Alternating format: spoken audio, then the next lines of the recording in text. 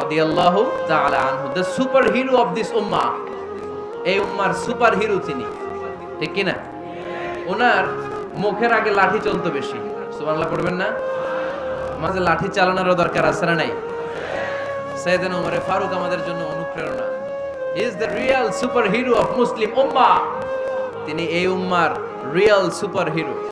এজন্য ওনার জীবনী থেকে আমরা কিছু শিক্ষা নেওয়ার চেষ্টা করব ইনশাআল্লাহ। পড়েন সাইয়েদনা ওমর ফারুক কিভাবে ইসলাম ধর্ম গ্রহণ করলেন, কিভাবে বিশ্বনবীর প্রাণের কলিজার টুকরা হলেন, এটা দিয়ে আমরা শুরু করি। আল্লাহ তাআলা সাইয়েদনা ওমর ফারুকের হৃদয়ের মধ্যে 3টা ধাক্কা মেরেছেন, ঈমানের ধাক্কা। আওয়াজ করে বলতে হবে কয়টা? জোরে বলেন তো কয়টা? 3টা ঈমানি ধাক্কা। এক হচ্ছে বিশ্বনবীর দোয়ার ধাক্কা, এক কি? দোয়ার ধাক্কা। 2 হচ্ছে সূরা হাক্কা দিয়ে দিয়েছেন আল্লাহ এক ধাক্কা, সুবহানাল্লাহ পড়বেন না? 3 হচ্ছে সূরাতু তাহা দিয়ে আল্লাহ দিয়েছেন আরেকটা ধাক্কা। এই 3টা ঈমানি ধাক্কা যখন সাইয়েদনা ওমর ফারুকের হৃদয়ে লাগলো, উনি পড়তে আরম্ভ করেছেন আশহাদু আল্লা ইলাহা ইল্লাল্লাহ ওয়া আশহাদু আন্না মুহাম্মাদান আবদুহু ওয়া রাসূলুহু। চিল্লায়ে পড়েন আল্লাহ। বিশ্বনবী মক্কায় বসে তাহাজ্জুদের সালাত পড়ে আল্লাহর কাছে দোয়া করলেন, আল্লাহ আল্লাহ 2 জন লোকের নাম বলবো, 2 জনের দরকার নেই, এই 2 জনের একজনকে আপনি ইসলামের সুশীতল ছায়া তলে এনে ইসলামকে বিজয় দান করে দেন। মুহূর্তের মধ্যে দোয়াটা কবুল করে নিয়েছে কে? বিশ্বনবী বললেন, আল্লাহ 2 জনের নাম বলবো আজকের দোয়ায়। আবি জাহল ইবনে হিশাম, হয়তো হিশামের বেটা আবু জাহেলকে আপনি ইসলামের ভিতরে নিয়ে আসেন, কিংবা ওমর ইবনুল খাত্তাব, খাত্তাবের বেটা ওমরকে আপনি ইসলামের ছায়া তলে নিয়ে আসেন। ওমরে ফারুকের জন্য দোয়াটা কবুল করে নিয়েছে কে? মক্কার যে অবস্থা, আল্লাহর হাবিব সাল্লাল্লাহু আলাইহি ওয়াসাল্লাম বুঝলেন মক্কার এই 2 জনের একজন যদি আমার সাথে না থাকে তাহলে মক্কায় দাওয়াতি কাজ চালিয়ে যাওয়া যাবে। আল্লাহর বললেন, আল্লাহ বেশি চাই না, এই 2 জনের একজন, হয় আবু জাহেল নয় ওমর। বিশ্বনবী যখন দোয়া করলেন, এই দোয়ার একটা ঈমানি ধাক্কা, নূরানি ধাক্কা সাইয়েদনা ওমর ফারুকের হৃদয়কে স্পর্শ করে ফেলল। দোয়া করে এটা মিসাইলের মতো, যুদ্ধে মিসাইল হামলা করে না? মিসাইল হামলা করার পরে এই মিসাইল লক্ষ্য বস্তুতে যে ভেদ করে, ঠিক কি না? তেমনি দোয়ার মতো যদি আপনি দোয়া করতে পারেন, আপনি যেই জন্য দোয়া করেছেন ঠিক ওই জায়গায় যে আপনার দোয়া স্পর্শ করে, সুবহানাল্লাহ পড়বেন না? বিশ্বনবীর দোয়ার মাধ্যমে প্রথমে সাইয়েদনা ওমর ফারুকের হৃদয়ে এক ধাক্কা লাগলো, 2 নম্বরে রব্বুল আলামিন সূরাতুল হাক্কা দিয়ে ওমর ফারুকের হৃদয়ের মধ্যে দিলেন এক ধাক্কা। পড়েন আল্লাহ। কোরআনের ভেতরে সূরাতুল হাক্কা নামে একটা সূরা আছে না নাই? আল হামাল হা ওয়া মা আদরাকা মাল হা। পড়েন আল্লাহ। বিশ্বনবী যখন দোয়া করলেন, ওই দোয়া যখন সাইয়েদনা ওমর ফারুকের হৃদয়ে স্পর্শ করলো, সাইয়েদনা ওমর ফারুক সব সময় বিশ্বনবীরে ফলো করতে আরম্ভ করলেন। বিশ্বনবী ডানে গেলে লুকিয়ে ওমর ফারুক ডানে যায়, বিশ্বনবী বায়ে গেলে লুকিয়ে ওমর ফারুক বায়ে যায়। বিশ্বনবী একবার মসজিদুল হারামে যে নামাজ পড়তে শুরু করলেন, ওমর ফারুক তখন বিশ্বনবীর পিছু ছদ্মবেশে পেছন থেকে যে বিশ্বনবী কিভাবে নামাজ পড়ে দেখতে শুরু করলেন। বিশ্বনবী ইন দা মিন টাইম এশার নামাজে আল হাক্কাতুল হাক্কা তেলাওয়াত শুরু করে দিলেন। আল হাক্কাতুল হাক্কা তেলাওয়াত শুরু করে দিলেন। তেলাওয়াত করতে বিশ্বনবী যখন তেলাওয়াত করতেছে, ওমর ফারুক এরকম দুলতেছে আর মজা পাচ্ছে। ও মিয়া, বিশ্বনবীর কণ্ঠ বুঝি আমার মতো কণ্ঠ, আপনার মতো কণ্ঠ, আহমদ বিন ইউসুফের কণ্ঠ, আব্দুল বাসিতের কণ্ঠ না? বিশ্বনবীর গলায় যে কি সুরের ঝংকার আল্লাহ দিয়েছেন, কি সুরের লহরী আল্লাহ দিয়েছেন, একবার যে শুনতো পাগল হয়ে যেত। বিশ্বনবী সূরা হাক্কা মন্ত্রমুগ্ধ তেলাওয়াতে, মন্ত্রমুগ্ধ সুর দিয়ে, মন্ত্রমুগ্ধ কণ্ঠ দিয়ে তেলাওয়াত করতে লাগলেন। এশার সালাতে ওমর ফারুক দুলতে লাগলেন। ওমর ফারুক যত শুনেন অবাক হয়ে যায়, যত শুনেন অবাক হয়ে যায়, যতই শুনে অবাক। কিরে? কারণ তিনি আরবি ভাষা বুঝতেন। এত সুন্দর শব্দের গাঁথনি, এত প্রাঞ্জল বর্ণনা, এত সুন্দর অন্তমিল, এটা কবিতা না হয়ে পারে না। মুহাম্মদ মনে হয় কবি হয়ে গেছে, তার কাব্য প্রতিভা দিয়ে সে এটা বানিয়েছে। তা না হলে এত সুন্দর কথা এটা কবিতা না হয়ে পারে। ইন দ্য মিন টাইম বিশ্বনবী কিন্তু দেখতেছে না যে পেছনে ওমর। বিশ্বনবী তেলাওয়াত করছিলেন, ইন দ্য মিন টাইম বিশ্বনবী পড়ছিলেন ওমা হুয়া বিকাউলি শাইরিন কলিলাম মা তুমিনুন। এই আয়াতের অর্থ হলো এটা কোনো কবির কথা নয়, খুব অল্প সংখ্যক লোকই তোমরা ঈমান আনো। সুবহানাল্লাহ পড়ে। এটাকে বলে কোইনসিডেন্ট। কোইনসিডেন্ট, হুট করে অনেক সময় মিলে যায়, তাই কি যায় না? আপনি একজনের কথা ভাবতেছেন বাজারে গেলেন, বাজারে যেই দেখেন ওই লোকটা দাঁড়ায় আছে, এরকম হয় কি হয় না? কোইন্সিডেন্ট? ওমরে ফারুক মনে যেটা ভাবতেছে ওই কথা দিয়ে বিশ্বনবী তেলাওয়াত করতেছে, আল্লাহু আকবার। বিশ্বনবী যে আয়াত তেলাওয়াত করছিলেন, আয়াতের অর্থ হলো এটা কোনো কবির বানানো কবিতা না, খুব অল্প সংখ্যক লোকই তোমরা ঈমান আনো। ওমরে ফারুক আটকে উঠলেন, থমকে দাঁড়ালেন, ঘটনা কি? আমি মনে ভাবলাম কি এত সুন্দর কথা, এটা তো মানুষের কথা হতে পারে না, এটা নিশ্চয়ই কবিতা, কবির কথা। কিন্তু মুহাম্মদ এখন আবার পড়তেছে ওমা হুয়া বিকাউলি শাইর, এটা কোনো শায়েরের কবির কথা নয়। কলিলাম মা তুমিনুন, অল্পই তোমরা ঈমান আনো। তার মানে আমার মনে যা চলে মুহাম্মদ এটা টের পায়। মুহাম্মদ গণক, নাউজুবিল্লাহ পড়বেন না? মুহাম্মদ অনেক বড় মাপের একজন গণক। মানুষের হৃদয়ে কি চলে, মানে কিভাবে মুহাম্মদ না দেখেও বলে দিতে পারে। ইন দা মিন টাইম বিশ্বনবী পরের আয়াতে বললেন ওয়ালা বিকাউলি কাহিনিন কলিলাম মা তাযাক। এই আয়াতের অর্থ হলো এটা কোনো গণকের বানানো গণনা নয়, খুব অল্প সংখ্যক লোকই তোমরা উপদেশ হিসেবে এটাকে মানো। সুবহানাল্লাহ পড়েন। এবার আর ওমরে ফারুকের সহ্য হয় না, কি আজীব তামাশা। প্রথমে মনে করলাম কবিতা, মুহাম্মদ কয় কবি না, সে কবি না, এটা কবিতা না। তারপর ভাবলাম সে গণক, সে আয়াত করে বলে দিল এটা গণনা নয়, তাহলে এটা কি কবিতাও না গণনাও না, তাহলে এটা কি? বিশ্বনবী তখন বললেন তানজিলুম মির রাব্বিল আলামিন। সুবহানাল্লাহ পড়েন।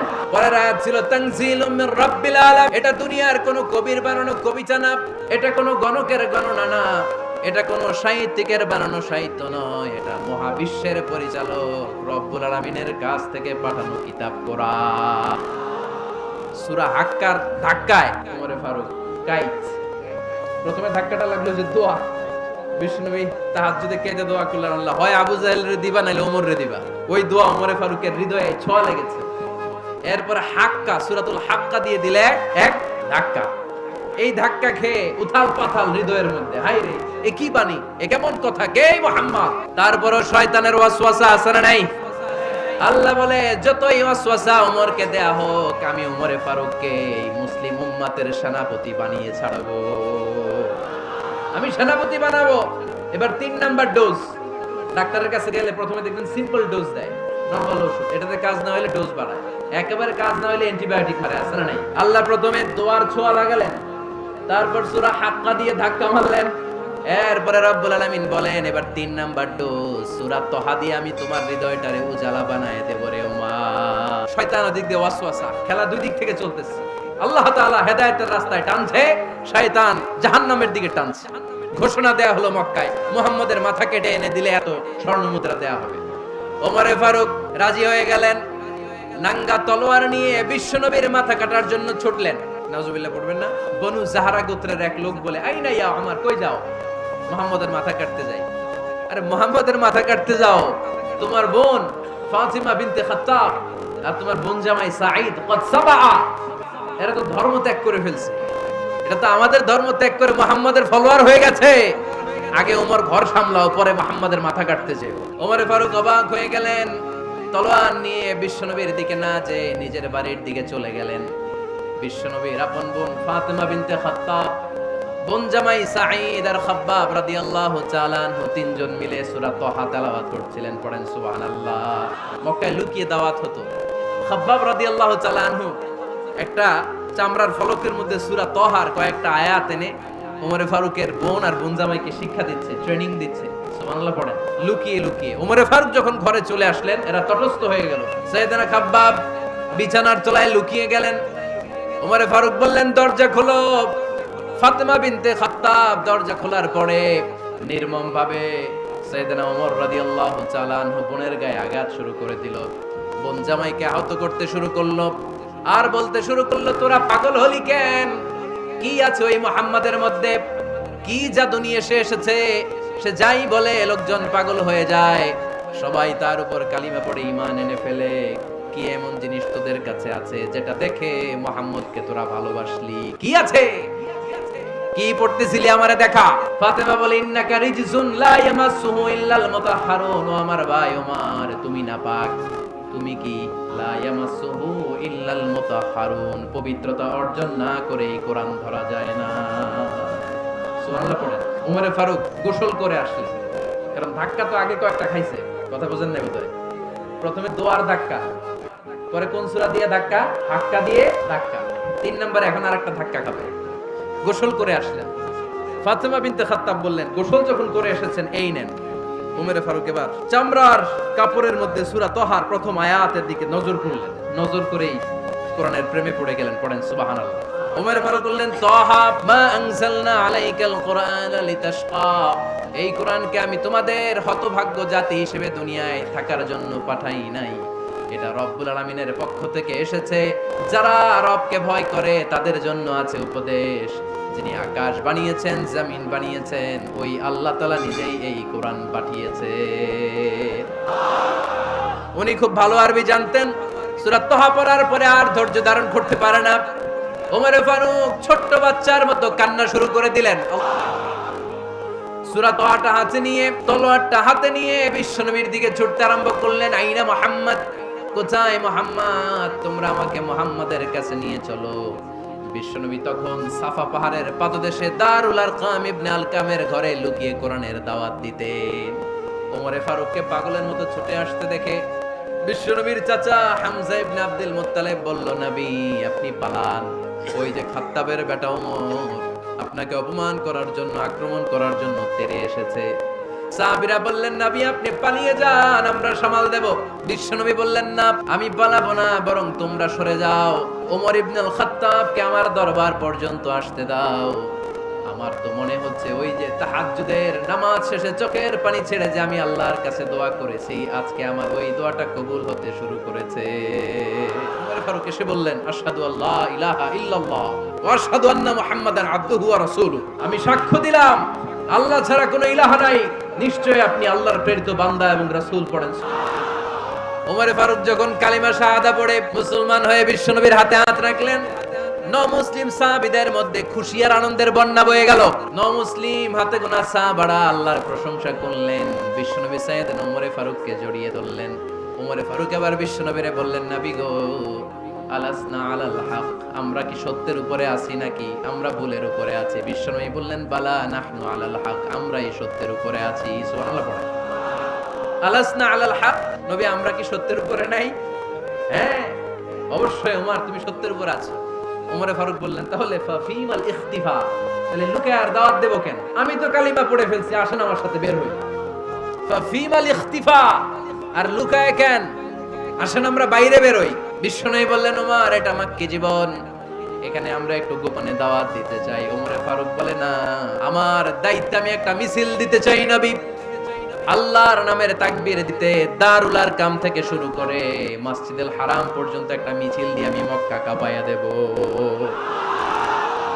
অনুমতি দেন। বিশ্বনবী দিতে চায় না। ওমর ফারুক অনেক বুঝানোর পরে স্বল্প পরিসরের একটা অনুমোদন পাওয়া গেল বিশ্বনবী সাল্লাল্লাহু আলাইহি ওয়াসাল্লামের কাছ থেকে। কিন্তু মিছিল যে দিবে, মিছিলের জন্য লোকের দরকার আছে না নাই? এখানে লোক নাই, আমি একাই মিছিল দিতেছি, এটা জমবে, মিছিল জমবে।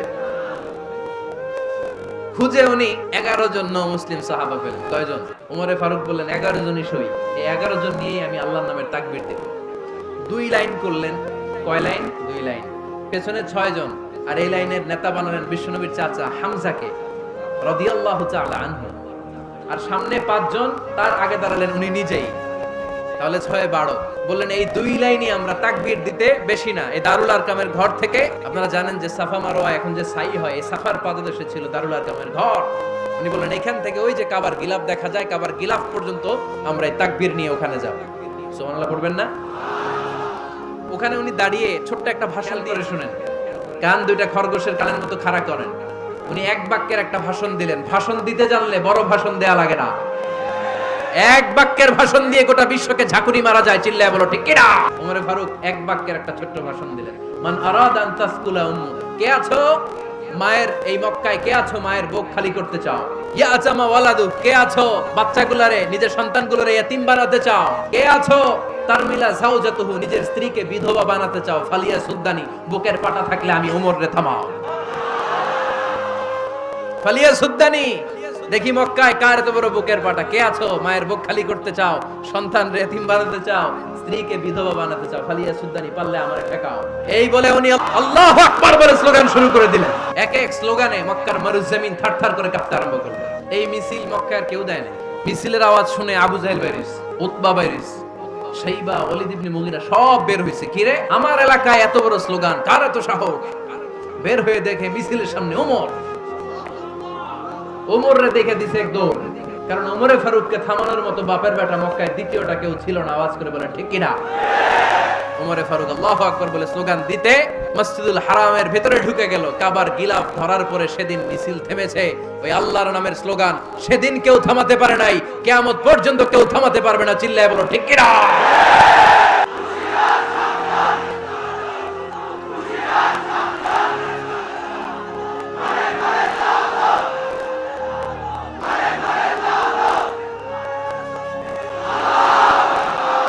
ওইরকম একটা ওমরের দরকার, আমাদের বেশি চাই না। জোরে বলেন ঠিক কিনা?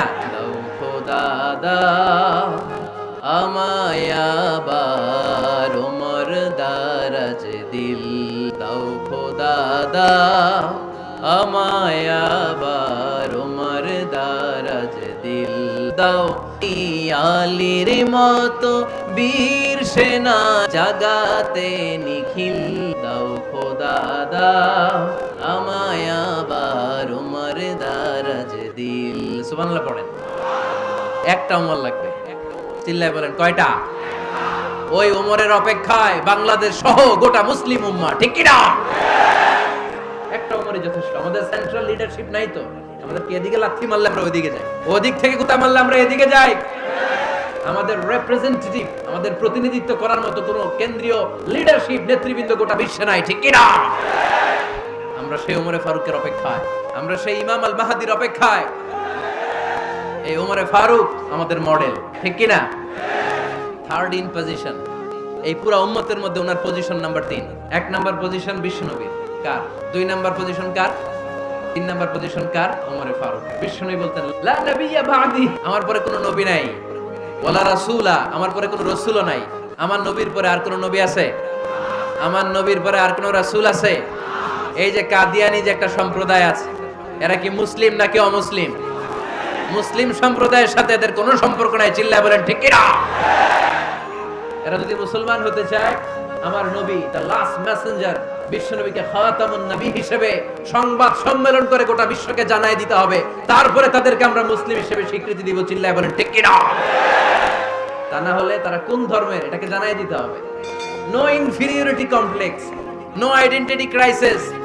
আইডেন্টিটি ক্রাইসিসে থাকা যাবে না। আপনারা কোন ধর্মের এটা জানাই দেন।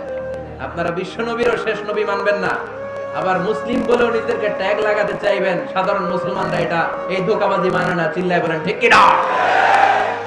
আমার নবীর পরে কোনো নবী নাই, আমার রাসূলের পরে কোনো রাসূল নাই, ঠিক কি না? আল্লাহর হাবিব বলতেন লাউ কানা বাদি নবিয়্যুন লাকানা উমর, তবে আমার পরে যদি নবী হওয়ার যোগ্যতা কারো থাকে, আমার ওমরের ওই যোগ্যতা আছে। সুবহানাল্লাহ পড়েন। প্রভু তুমি বলেছো রাসূল দেবে না, বলনি দেবে না ওমর, বলনি দেবে না হামজা তারি, খালিদ বিজয় সম। প্রভু তুমি বলেছো রাসূল দেবে না, বলনি দেবে না ওমর, বলনি দেবে না হামজা তারি, খালিদ বিজয় সম।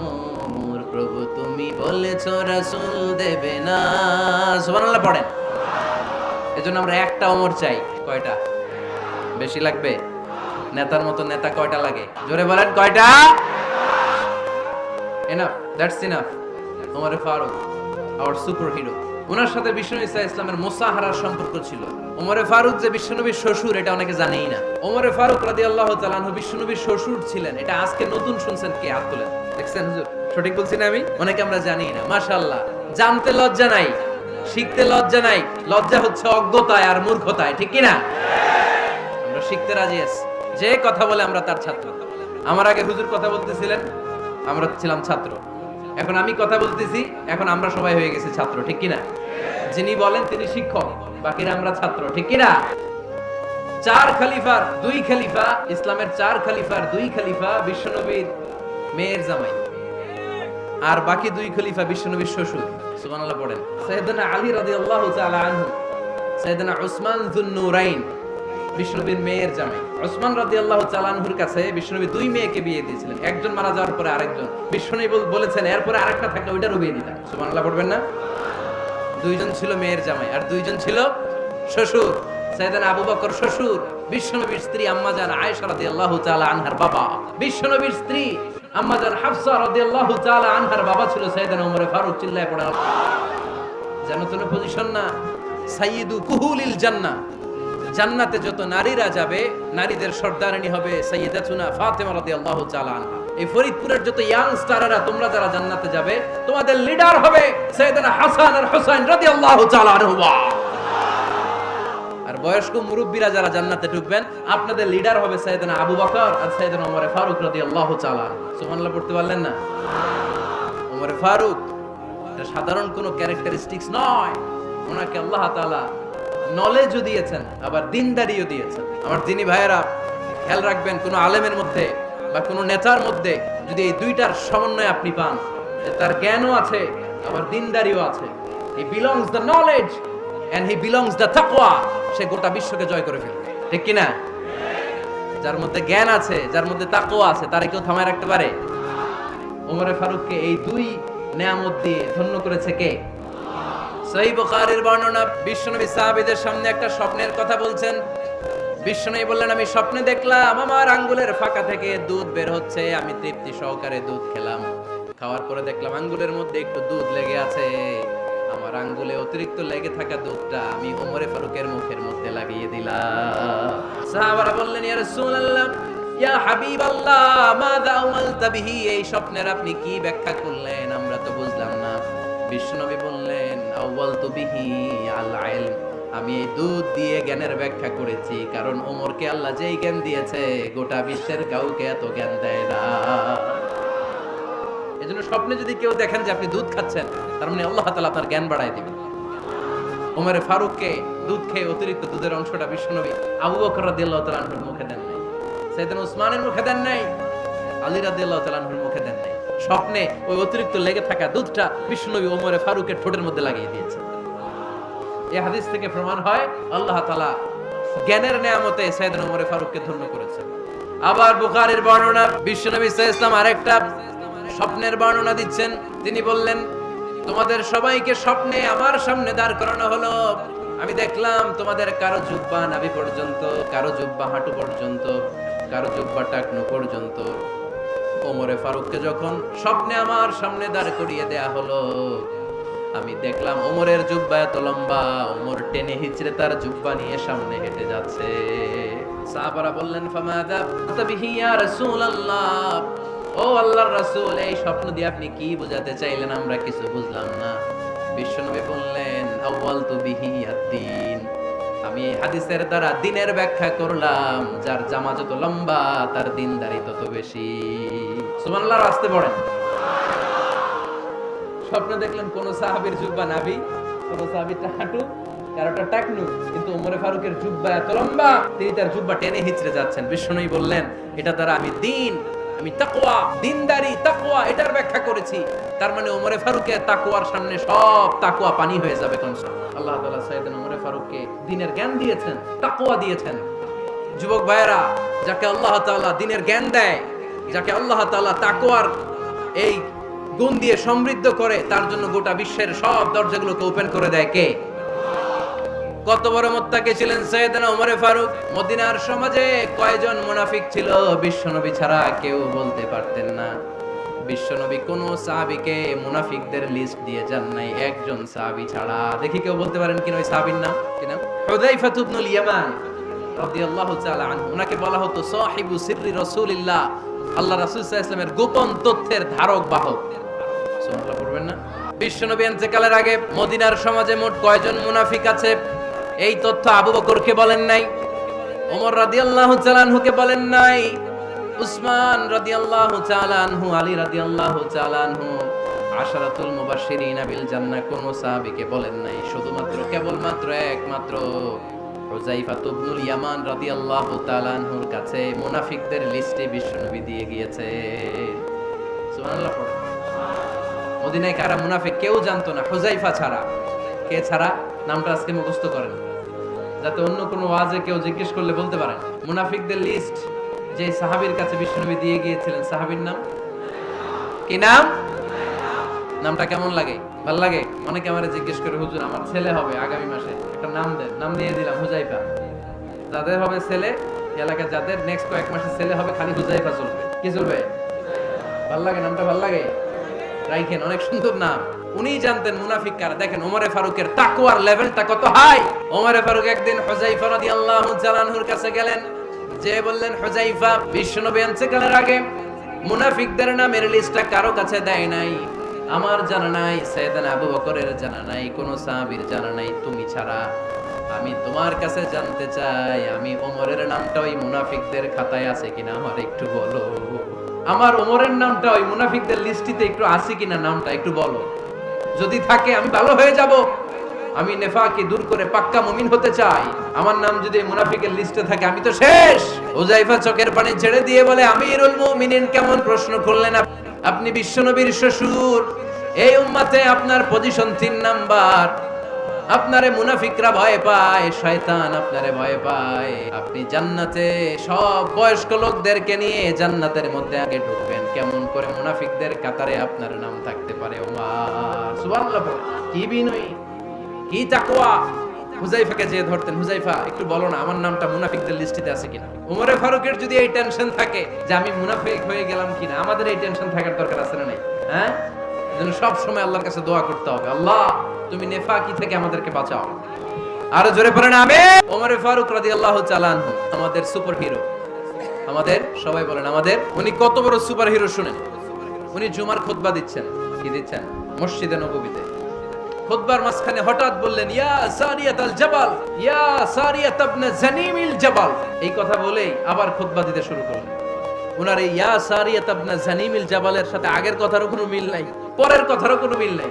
জুমার নামাজের পর মুসল্লি সাহাবারা ধরলেন, বললেন, ইয়া আমিরাল মুমিনিন। খুতবার মাঝখানে হঠাৎ করে ইয়া সারিয়াত ইবনে জানিমিল জাবাল বলে আপনি চিৎকার করলেন কেন? আপনার এই বাক্যের সাথে আপনার খুতবার আগের বাক্যের কোনো মিল নাই, আপনার খুতবার পরের বাক্যের কোনো মিল নাই। এই কথা আপনি কারে বললেন? কারে উদ্দেশ্য করে বললেন? এই কথার তাৎপর্য কি আমাদেরকে বুঝিয়ে বলে। ওমরে ফারুক বললেন, আমি যখন খুতবা দিচ্ছি আমি দেখতে পেলাম ওই যে কয়েক মাস আগে আমি আমার মুসলিম সেনাবাহিনী পারস্যে আক্রমণের জন্য পাঠিয়েছি, বর্তমান ইরানের ওই বিশাল এলাকাতে পারস্যে আমি আমার ব্যাটালিয়ন পাঠিয়েছি। আমি হঠাৎ করে দেখতে পেলাম আমার মুসলিম বাহিনীর সেনাপতি যুদ্ধের এক পর্যায়ে তার ডানে আছে উপত্যকা, বায়ে আছে পাহাড়। সে পাহাড়ি রাস্তা ছেড়ে দিয়ে উপত্যকার দিকে যেতে শুরু করেছে। আমি দেখতে পেলাম আমার মুসলিম বাহিনী যদি উপত্যকার দিকে ছুটে বেড়ায়, কাফির মুশরিকরা আমার মুসলিম বাহিনীকে কচুকাটা করে ফেলবে। তাই আমি এখান থেকে তাদেরকে কমান্ড দিয়ে বলেছি, ইয়া সারিয়াতাল জাবাল, উপত্যকার দিকে নয় পাহাড়ের দিকে যাও, তাহলেই তোমাদের বিজয় নিশ্চিত হয়ে যাবে। উপত্যকার দিকে যেও না, ইলাল জাবাল, ইলা সারিয়াতিল জাবাল, পাহাড়ের দিকে ছোট। সাহাবারা অবাক, ঘটনা কি? উনি বসে আছেন মদিনায় মসজিদে নববীর মিম্বারে দাঁড়িয়ে, উনি যদি ইয়া সারিয়াতাল জাবাল বলে, এটা কি ইরানে যাবে নাকি? ও মিয়া, তখনকার সময়ে বর্তমানের মতো মোবাইল ছিল নাকি? ইন্টারনেট ছিল নাকি? কিছু ছিল? খালি মুখে আমি যদি বলি ইয়া সারিয়াতাল জাবাল, এটা ইরানে যাবে, ইন্ডিয়া যাবে, ঢাকায় তো যাবে, ফরিদপুর শহরেই তো বসবে না, ঠিক না? কিন্তু এটা আমিরুল মুমিনিন বিশ্বাসী সাহাবারা বিশ্বাস করে নিল। কিছু মুনাফিক ছিল, এরা কয় না জামেলাস, এটা তো সম্ভব না। এক কাজ করি, এই সেনাপতি যখন বিজয়ী বেশে মদিনায় ফিরে আসবে আর আমরা ধরব। এরা দিন গুনতে লাগলো, এই সেনাপতি মুসলিম বাহিনী নিয়ে পারস্য জয় করে কবে ফিরে আসবে।